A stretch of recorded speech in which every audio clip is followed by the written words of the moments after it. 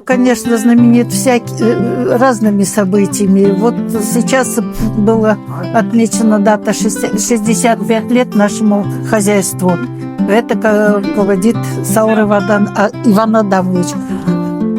Жителям уделяется очень большое внимание. Здесь идет благоустройство и территории, и большая забота о нас, о пенсионерах.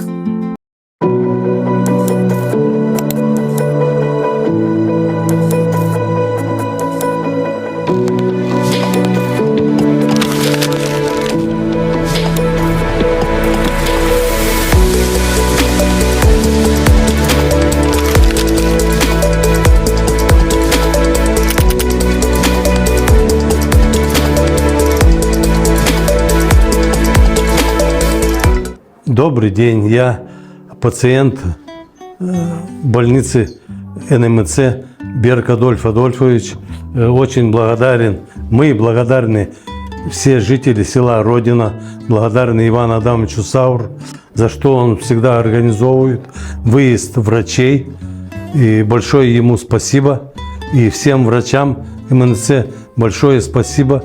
Они очень хорошо относятся и смотрят всех нас больных. Спасибо ему.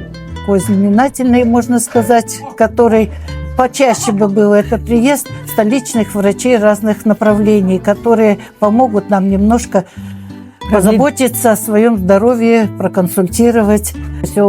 Спасибо и нашим врачам, которые заботятся о нас, не пропускают наши болячки, нас лечат, поддерживают.